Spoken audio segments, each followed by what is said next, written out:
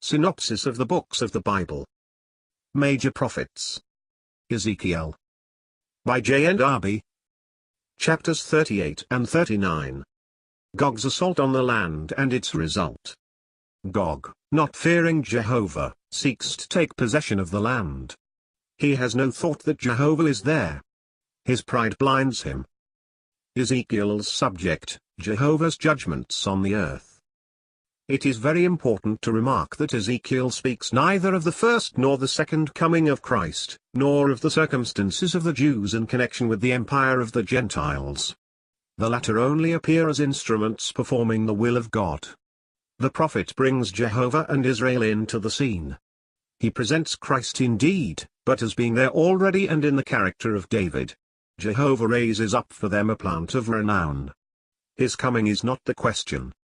The judgments of Jehovah upon the earth make him known to the nations and to Israel, to the latter his blessings also. The nations learn through these, a point of capital importance in God's ways, that Israel went into captivity because of their sins, and not because their God was like the idols of the heathen. But in all the ways of God thus presented, not only is the coming of Christ not mentioned, but it has even no place.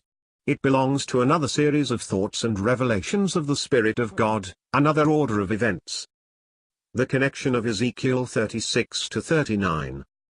It is well also to observe that Ezekiel 36 and 37, and the two following ones taken together, are not consecutive, but each of the first two by itself, and the last two, taken together as a whole, treat of distinct subjects, each subject being complete, and presenting the introduction of Israel's blessing in connection with the subject treated, and closing with the assurance that it will be final and perpetual. The subject of all these prophecies is the land, and the blessings of God upon the land of Israel. This land, which belonged to Jehovah, he would not have defiled. He drives out Israel from it in judgment, and when he has cleansed the people, he makes the nations, as well as Israel, understand his ways in this respect. He acts in full grace towards his people. He makes it known that they are his people, that he will be sanctified, and that he is sanctified, in their midst. God's final judgment on Gog. I think, then, that Gog is the end of all the dealings of God with respect to Israel, and that God brings up this haughty power in order to manifest on earth, by a final judgment, his dealings with Israel and with the Gentiles, and to plant his blessing, his sanctuary, and his glory in the midst of Israel, none of the people being henceforth left in exile afar from their land. The manifestation of God's government on earth.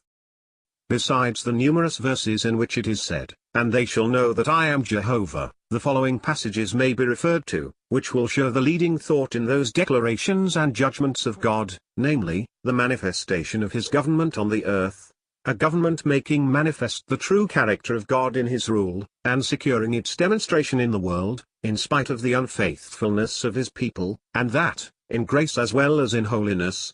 Ezekiel 36 verses 19 to 23 and 36, 39 verses 7, 23, 24 and 28. With respect to Israel, see Ezekiel 34 verse 30, to the enemy, Ezekiel 35 verse 12, 37 verse 28. The only subject of the book. That which I have just said of Gog supposes that all the events which relate to the coming of the Son of Man are omitted in the writings of this prophet, which I believe to be the case. The book treats only of the governmental ways of God on the earth, of Jehovah in Israel. The power designated by Gog is that of the north, outside of the territory of the beasts in Daniel. I doubt not that the right translation would be Prince of Rosh, Mesh, and Tubal, as learned men have remarked. Cush and Phut were on the Euphrates, as well as on the Nile. Persia is known. Togarmah is the northeast of Asia Minor. The audaciousness of this king causes the wrath of Jehovah to break forth.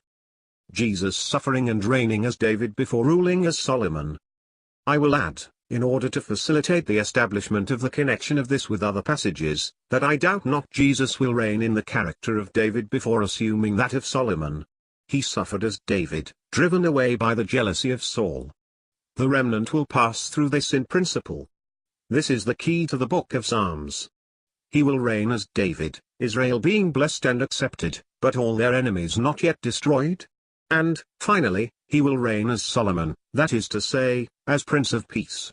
many passages, such as Micah 5, several chapters in Zechariah, Jeremiah 51 verses 20 and 21, Ezekiel 25 verse 14, speak of this time, in which Israel, already reconciled and acknowledged and at peace within, shall be the instrument for executing Jehovah's judgments without. Compare Isaiah 11 verses 10 to 14. God making himself known in Israel, characteristic of Ezekiel's prophecies.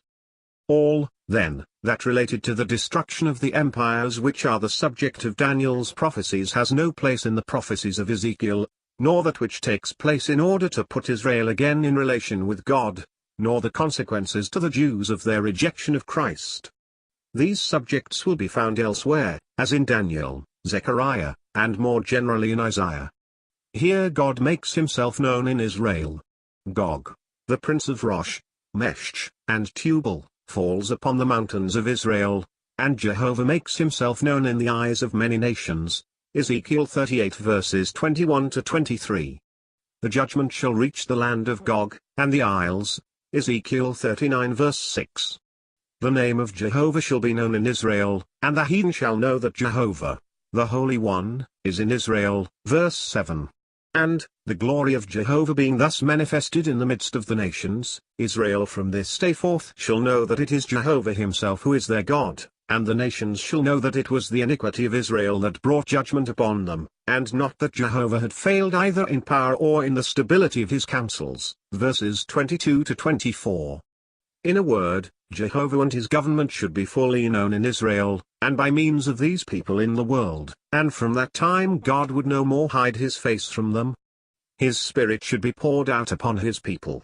Verses 25 to 29 recapitulate the dealings of God towards them for the establishment of his government, and to make himself known among them.